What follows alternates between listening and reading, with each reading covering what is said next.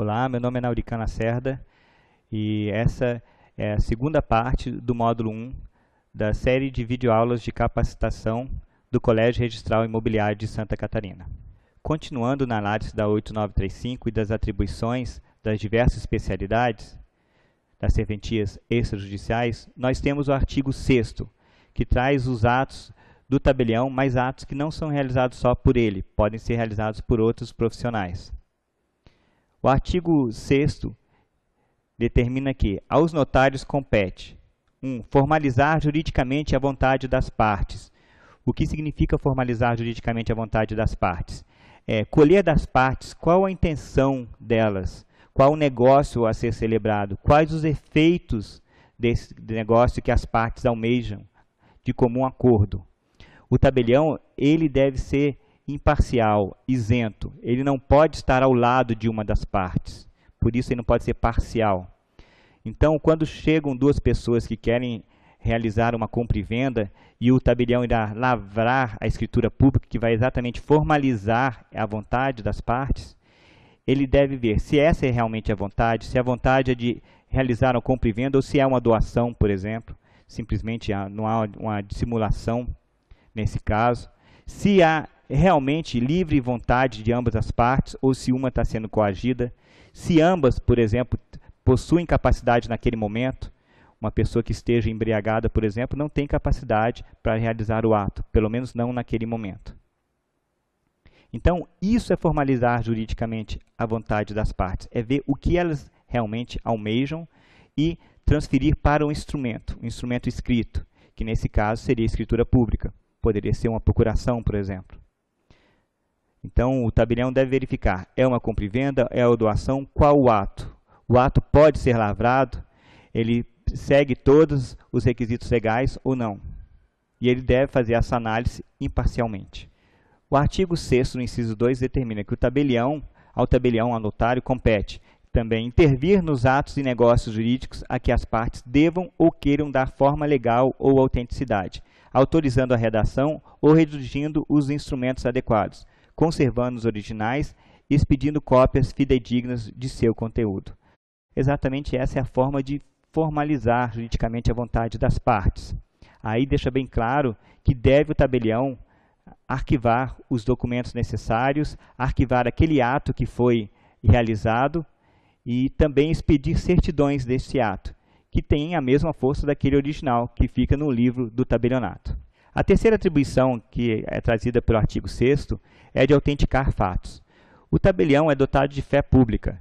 Então, os fatos que ele declara terem ocorrido têm presunção de veracidade. Aquela declaração tem presunção de veracidade. Então, ele tem essa atribuição de autenticar os fatos que considera relevantes para aquele ato ou de acordo com a solicitação do usuário, como ocorre na ata notarial.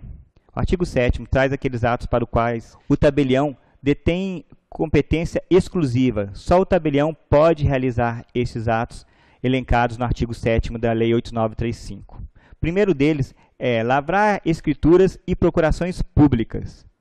Cabe exclusivamente ao tabelião ou aquele que faça as vezes de tabelião, como por exemplo o consulado brasileiro no exterior, lavrar escrituras públicas e procurações. As escrituras são instrumentos que podem ter valor econômico ou não. Podem ser, por exemplo, escrituras declaratórias, como numa escritura de união estável, que tem um caráter declaratório. Pode ser uma escritura de emancipação, por exemplo.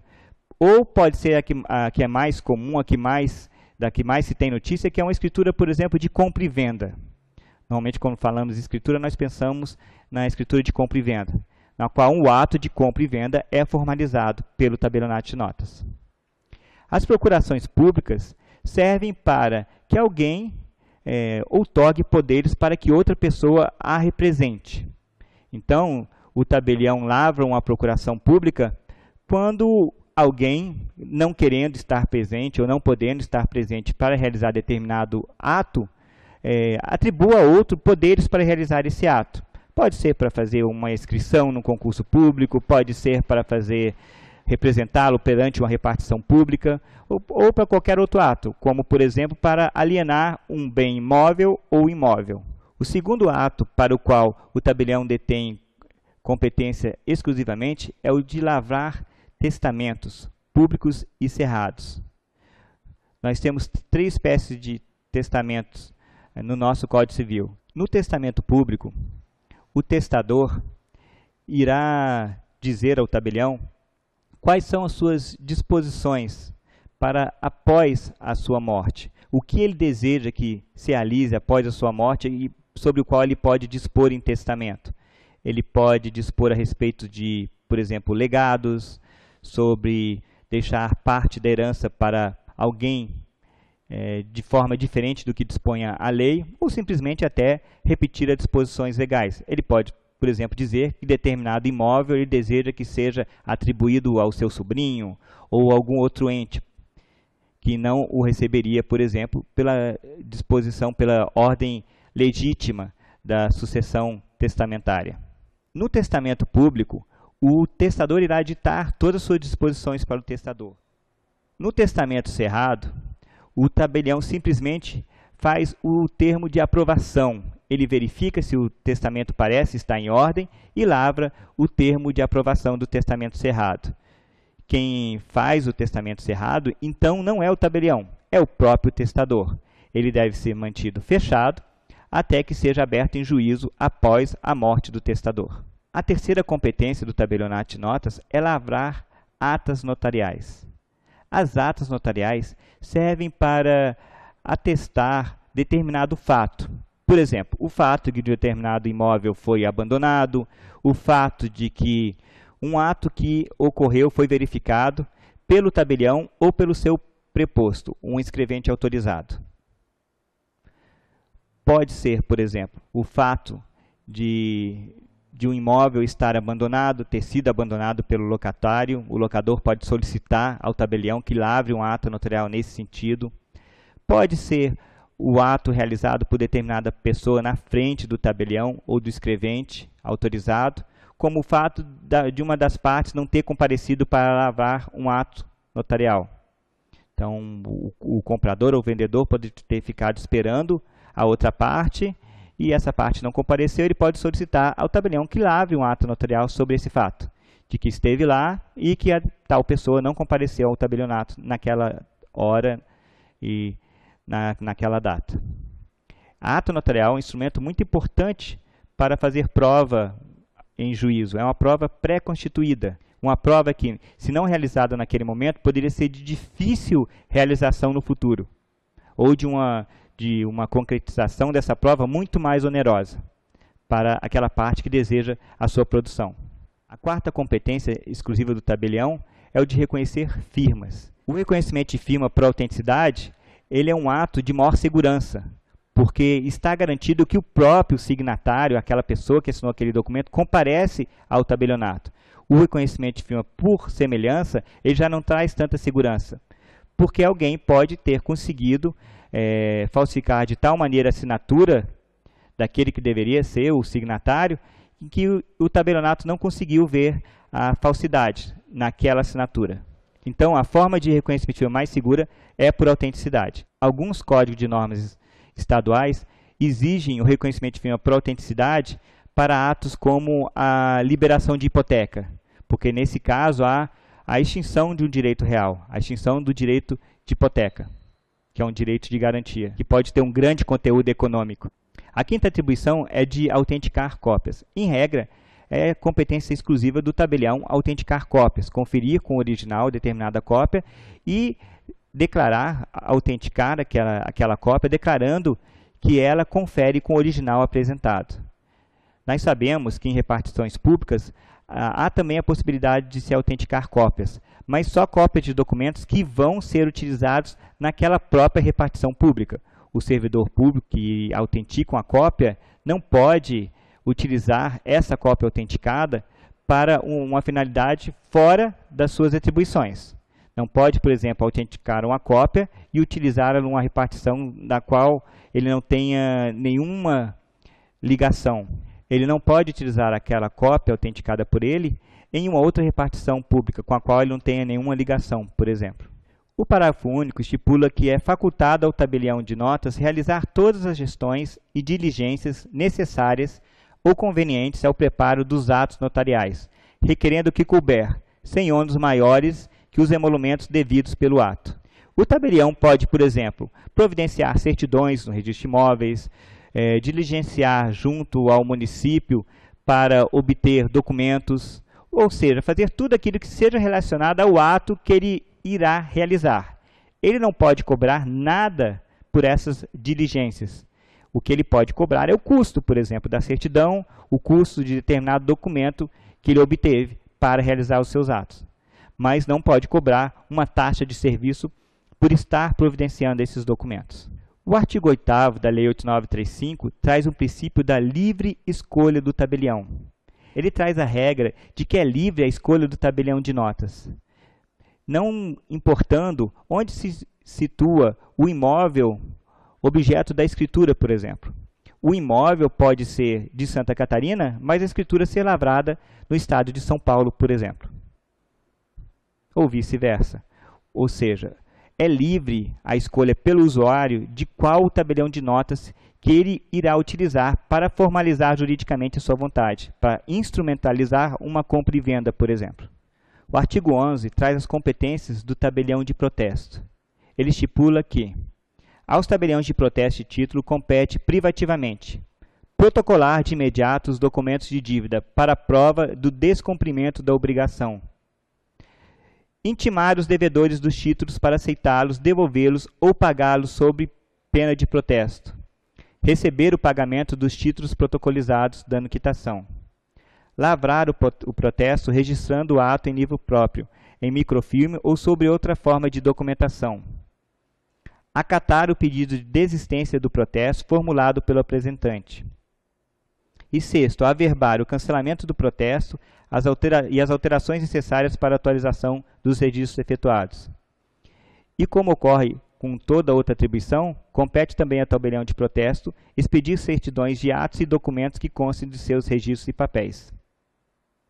Então, naquilo que concerne ao protesto de títulos e outros documentos de dívida, essa competência é exclusiva do tabelião de protesto. É ele que irá receber, protocolizar esses títulos, irá intimar o devedor para que pague dentro de 3 dias. Realizado esse pagamento, não é feito o protesto. Mas se o devedor não realizar o pagamento nesses 3 dias, ou se não aceitar o título, que é uma modalidade de protesto mais rara, ele irá lavrar o protesto por falta de pagamento ou falta de aceite. Após esses 3 dias e após a lavratura do protesto, não compete mais ao tabelião de protesto receber o pagamento dessa dívida. O devedor irá procurar o credor, quitar a sua obrigação e levar um instrumento para que o tabelião de protestos possa, no futuro, cancelar aquele protesto que foi lavrado. Então, o protesto serve principalmente para provar o não cumprimento de obrigação. Era obrigação do devedor pagar aquela dívida e ele não fez, nem no prazo legal e nem naqueles 3 dias que o protesto dá ao devedor para que o faça. Por exemplo, assim como ele pode comprovar que aquela pessoa que foi indicada como quem iria aceitar aquele título não o fez dentro do prazo legal. O artigo 12 fala da competência do registro de imóveis, do registro civil das pessoas naturais, do registro civil das pessoas jurídicas e do registro de títulos e documentos. Ele remete à lei específica, que é a Lei 6.015, que nós veremos a seguir. Ele estabelece que, aos oficiais de registro de imóveis, de títulos e documentos e civis das pessoas jurídicas, civis das pessoas naturais e de interdições e tutelas, compete a prática dos atos relacionados na legislação pertinente, principalmente a Lei 6.015, aos registros públicos, de que são incumbidos, independentemente de prévia distribuição, mas sujeitos os oficiais de registro de imóveis e civis das pessoas naturais às normas que definirem as circunscrições geográficas. O artigo 1º da Lei 6.015 estipula que os serviços concernentes aos registros públicos estabelecidos pela legislação civil para a autenticidade, segurança e eficácia dos atos jurídicos ficam sujeitos ao regime estabelecido nessa lei. Ou seja, a Lei 6.015 disciplina principalmente os registros públicos, apesar de trazer normas relativas também ao tabelionato de notas. Mas essas normas ocorrem por se relacionarem aos registros públicos. O parágrafo 1º do artigo 1º diz que os registros referidos nesse artigo são os seguintes: o registro civil das pessoas naturais, o registro civil das pessoas jurídicas, o registro de títulos e documentos e o registro de imóveis. O parágrafo seguinte dispõe que os demais registros reger-se-ão pelas leis próprias. Nós sabemos que, por exemplo, nós temos o registro de marcas e patentes e outros registros que não são regulados pela Lei 6.015. O artigo 29 traz a competência do registro civil das pessoas naturais. Os nascimentos, os casamentos, os óbitos, as emancipações, as interdições, as sentenças declaratórias de ausência, as opções de nacionalidade e as sentenças que deferirem a legitimação adotiva. Na realidade, as sentenças de adoção. O artigo 114 traz a competência do registro civil das pessoas jurídicas. Ele estipula que neles serão inscritos os contratos, os atos constitutivos, o estatuto ou compromissos das sociedades civis, religiosas, pias, morais, científicas ou literárias, bem como os das fundações e das associações de utilidade pública. A Lei 6.015 ainda traz a nomenclatura sociedades civis, mas não é mais esse o tratamento dado pela legislação. Não se fala mais em sociedade civil, hoje se fala em sociedade simples ou sociedade empresária. O inciso 2 diz que também serão inscritos no Registro Civil das Pessoas Jurídicas as sociedades civis que revestirem as formas estabelecidas nas leis comerciais, salvo as anônimas. Essas formas não estão mais em leis comerciais, estão no próprio Código Civil. Mas o próprio artigo 114, inciso 2, deixa claro que as sociedades anônimas serão sempre inscritas na junta comercial, conforme nós vemos na Lei 8.934. O inciso 3º também estipula a inscrição dos atos constitutivos e estatutos dos partidos políticos. Esse registro será feito em um registro civil das pessoas jurídicas do Distrito Federal, que é a unidade da federação que tem competência para o registro de partidos políticos, pelo caráter de nacionalidade que eles têm. O parágrafo único estipula que nesse mesmo cartório, nesse mesmo tipo de serventia extrajudicial, será feito o registro dos jornais, periódicos, oficinas impressoras, empresas de radiodifusão e agências de notícias a que se refere o artigo 8º da Lei 5.250 de 1967. Então, também no Registro Civil das Pessoas Jurídicas serão feitos o registro de jornais, periódicos e máquinas que são destinadas à confecção, à reprodução desses jornais. O artigo 127 traz a competência do registro de títulos e documentos. Ele dispõe que no registro de títulos e documentos será feita a transcrição dos instrumentos particulares para a prova das obrigações convencionais de qualquer valor. Os contratos particulares, então, podem ser levados ao registro de títulos e documentos para provar que existe aquela obrigação, para provar a existência daquele documento. Também servirá para perpetuar aquele documento, para o fim de preservação. Facilita a busca posterior daquele documento. Não haverá mais o risco de se perder aquele documento, porque aquele documento estará de forma perpétua naquele cartório de registro de títulos e documentos. Uma outra característica importante do registro é a posição de data. É a garantia de que naquela data em que foi realizado o registro, aquele documento existia, evitando que se antedate um documento. Por exemplo, elaborando um documento no ano de 2014 e colocando a data de 2010. Ele ser registrado em 2014, há a prova que pelo menos em 2014 ele existia. Se aquele documento já existisse em 2010 e tivesse sido levado a registro no ano de 2010, teríamos a prova de que em 2010 ele existia.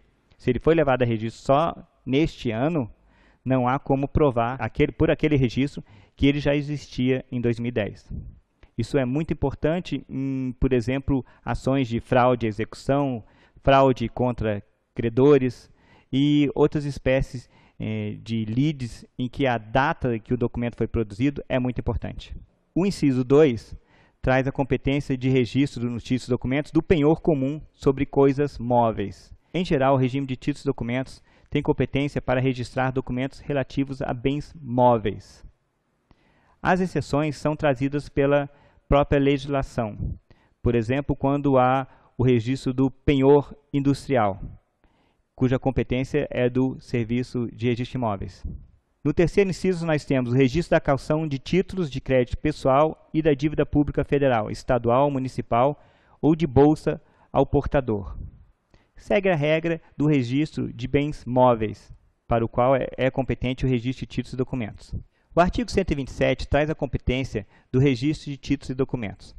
É muito importante para todo aquele que atua em um registro de imóveis saber quando a competência é do registro de títulos e documentos, quando a competência é do registro de imóveis.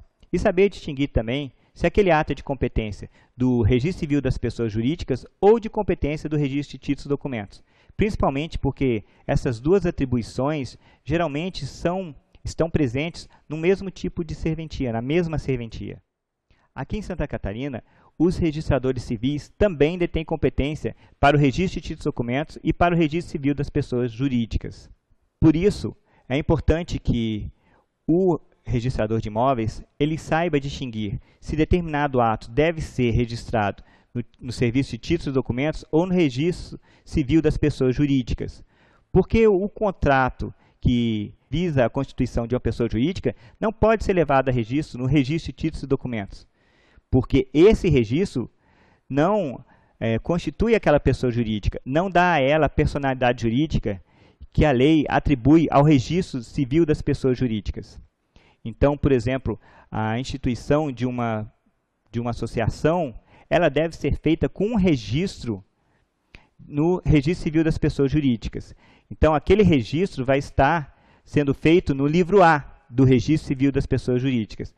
Se aquele contrato, aquele documento tiver a inscrição do livro B, tiver o registro no livro B, significa que ele foi registrado no registro de títulos e documentos. E ele não vai servir, por exemplo, para comprovar a regularidade de uma pessoa jurídica que deveria ter tido seus atos constitutivos levados a registro no registro civil das pessoas jurídicas. Esse tipo de confusão pode ocorrer e é grave, pois implica a não conferência da personalidade jurídica. Explicando melhor, se inadvertidamente aquele que quer constituir uma associação levar os atos constitutivos para registro no registro de títulos e documentos, não haverá a criação daquela associação, por exemplo, porque haverá um mero registro daquele documento, sem a consequência legal que a lei atribui ao registro no registro civil das pessoas jurídicas. Então, no momento que uma pessoa jurídica ela é constituída, ela passa a ter existência própria, distinta daqueles que a constituíram. Uma associação, por exemplo, vai poder fazer parte de negócios jurídicos, ser parte de direitos e obrigações, no momento em que há sua constituição. Mesmo antes de ter o próprio CNPJ. O CNPJ é uma consequência daquela existência jurídica que passa a ter. E não garante, por exemplo, que haja personalidade jurídica. Nós temos casos em que há o CNPJ, mas em que não há personalidade jurídica. Como no próprio caso dos cartórios. O cartório não tem personalidade jurídica e tem um CNPJ associado a ele. Então, é importante que todos saibamos distinguir se um determinado documento foi levado a registro no registro de documentos ou no registro civil das pessoas jurídicas. Principalmente aqueles que detêm essa atribuição, para que, por equívoco, não efetuem um registro no serviço errado. É muito comum também o usuário trazer um determinado documento que foi registrado nos serviços de títulos, de registro de títulos e documentos, e querer dar a ele a capacidade de constituição de uma pessoa jurídica, de querer comprovar com aquele documento essa constituição, que na realidade não ocorreu. Então, no momento de qualificarmos uma pessoa jurídica que está participando de um negócio, nós temos que observar os seus atos constitutivos e verificar se houve realmente o registro perante o serviço registral competente. Dentre as atribuições do registro de títulos e documentos, nós temos, inciso 1, a transcrição dos instrumentos particulares para a prova das obrigações convencionais de qualquer valor. O registro de qualquer instrumento particular, de qualquer contrato particular. Do penhor comum sobre coisas móveis. Da caução de títulos de crédito pessoal e da dívida pública federal, estadual ou municipal. Do contrato de penhor de animais não compreendidos na disposição do artigo 10 da Lei 492. Do contrato de parceria agrícola ou pecuária. Do mandado judicial de renovação do contrato de arrendamento para sua vigência, quer entre as partes contratantes, quer em face de terceiros. Inciso 7º, facultativo de quaisquer documentos para sua conservação. Ou seja, no registro de títulos e documentos, nós podemos ter o registro de qualquer documento para a finalidade da sua conservação. Essa conservação é a garantia de que nós sempre teremos aquele documento quando precisarmos dele, de que ele não vai se extraviar, porque ficará sempre no arquivo do registro de títulos e documentos. Então, qualquer documento pode ser registrado para essa finalidade de conservação. Assim como sempre terá a característica de provar a data, aquele registro tenha esse atributo de provar a data de existência daquele documento. Então, pode ser registrado no registro de títulos e documentos um poema, uma música, o que vai comprovar que aquela pessoa já tinha a letra daquela música naquela data. Se alguém no futuro compuser uma música e que contiver trechos daquela, haverá prova de que, na realidade, há uma espécie de plágio aí.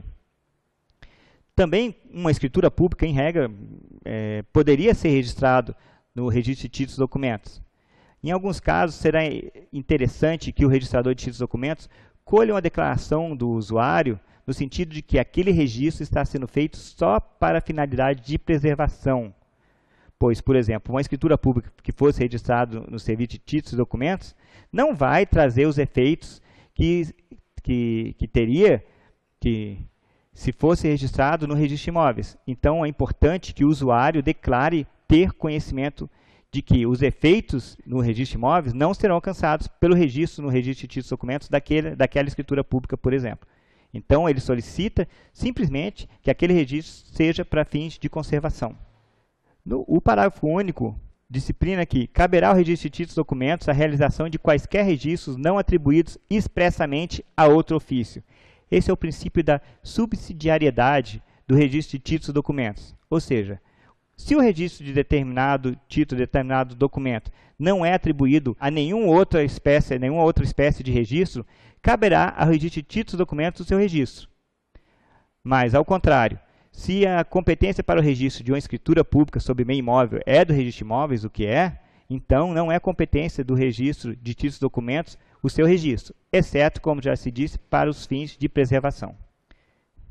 Por fim, é importante a gente deixar bem claro que essa finalidade de preservação do registro de títulos e documentos é uma característica muito importante. É muito mais simples para todos nós solicitar uma certidão no registro de títulos e documentos do nosso diploma de graduação, por exemplo, do que solicitar à universidade uma segunda via desse diploma.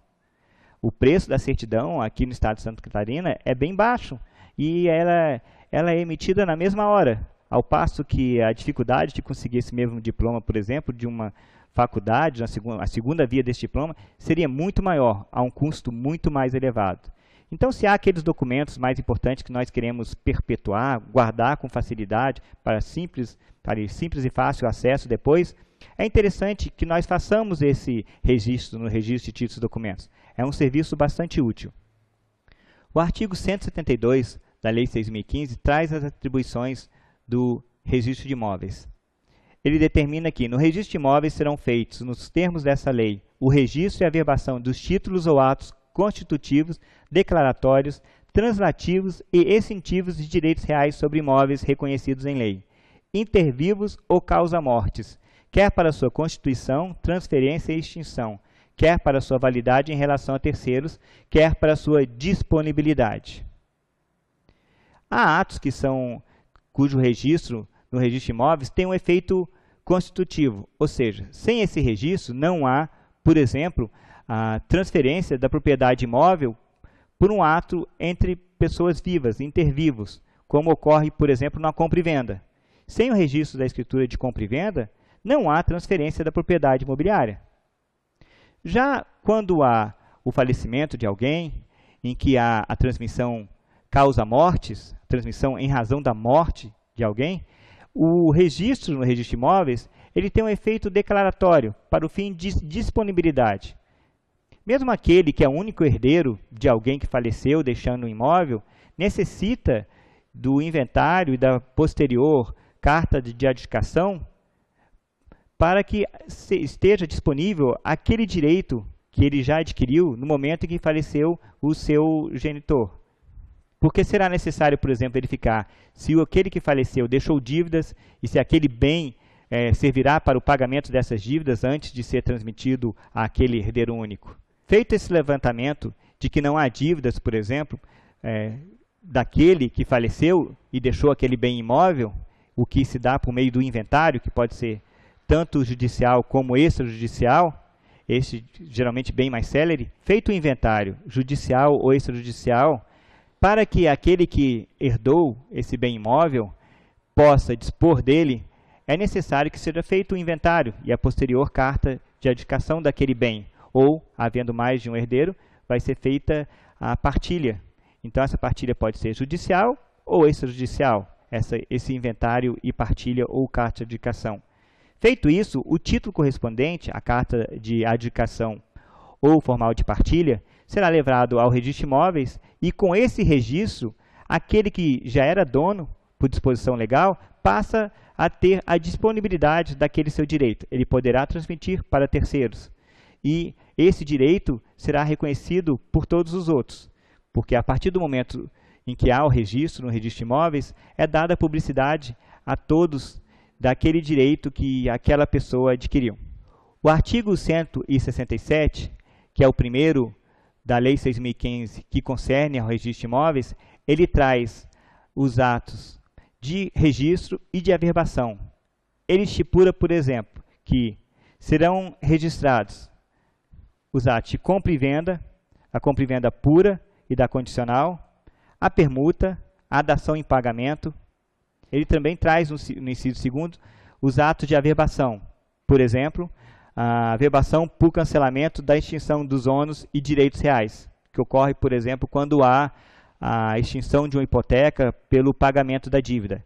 Então, o usuário irá levar ao registro de imóveis a autorização de cancelamento de uma hipoteca e ela será averbada, cancelando aquele direito real de hipoteca. Os atos de averbação, em regra, modificam um direito já existente ou trazem a correção da qualificação das partes ou a correção da descrição do imóvel. É muito importante que observemos a estrutura da Lei 6.015. A Lei 6.015, como já foi dito, diz respeito aos registros públicos. Mas nem todo o artigo que está na Lei 6.015 diz respeito a todos os registros públicos, a toda espécie de registro público. Há artigos que dizem respeito ao registro de imóveis somente, outros que somente dizem respeito ao registro de títulos e documentos, ou ao registro civil das pessoas jurídicas, ou ao registro das pessoas naturais. Então, é muito importante que nós entendamos a estrutura da Lei 6.015 para saber se determinado artigo regula aquela atividade ou não. A parte geral da Lei 6.015 está compreendida entre os artigos 1º e artigo 28. Nessa parte, nós temos disposições que dizem respeito a todos os registros públicos. O registro civil das pessoas naturais tem disposições a seu respeito não só na parte geral, mas também nos artigos 29 a 113, nós temos disposições que dizem respeito somente ao registro civil das pessoas naturais. Entre os artigos 114 e 126, nós temos dispositivos que dizem respeito somente ao registro civil das pessoas jurídicas. Entre os artigos 127 e 166, nós temos disposições que somente dizem respeito ao registro de títulos e documentos. Entre os artigos 167 e 288, nós temos disposições que se referem somente ao registro de imóveis. E do 289 até o final, que é o 299, nós temos disposições finais, que dizem respeito a todos os serviços também. Para finalizar, nós temos a subdivisão da parte referente ao registro de imóveis, que é a maior da Lei 6.015. Então, entre os artigos 167 a 171, nós temos a parte geral. Entre o 172 e 181, nós temos a escrituração. Entre 182 e 216, o processo de registro. Entre o 217 e o 220, nós temos sobre as pessoas. Entre o 221 e o 226, nós temos artigos concernentes aos títulos. Entre os artigos 227 e 235, nós estaremos tratando da matrícula. Entre os artigos 236 e 245, do registro. Entre o 246 e o 259, da averbação e do cancelamento. Entre o 260 e o 265, do bem de família, também regulado a partir do artigo 1711 do Código Civil.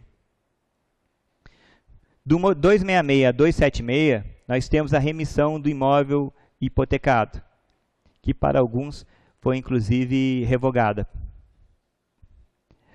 Do 277 ao 288, do registro Torrens. E do 289 a 299, nós temos as disposições finais e transitórias que dizem respeito a todos os serviços registrais. O objetivo dessa videoaula é conseguir identificar qual o cartório competente para a realização do ato que o usuário almeja. Então, se o usuário nos procurar para a realização de um reconhecimento de firma, para autenticar um documento, para lavrar uma escritura ou uma procuração pública, ou lavrar uma ata notarial, devemos encaminhá-lo ao tabelionato de notas. Se o usuário nos procurar para registrar uma associação, ou uma sociedade simples, uma fundação, nós devemos encaminhá-lo para o registro civil das pessoas jurídicas. Se ele nos procurar para fazer algum ato referente ao registro civil das pessoas naturais, como lavrar um assento de óbito, ou de nascimento, ou de casamento, nós devemos encaminhá-lo para o registro civil das pessoas naturais. Ou qualquer para retirar uma certidão desses atos. Sempre lembrando que para a certidão, o cartório competente é aquele que realizou o ato. Se não houver na legislação um cartório expressamente designado para a realização daquele ato, em razão do princípio da subsidiariedade, o cartório competente é o do registro de títulos e documentos.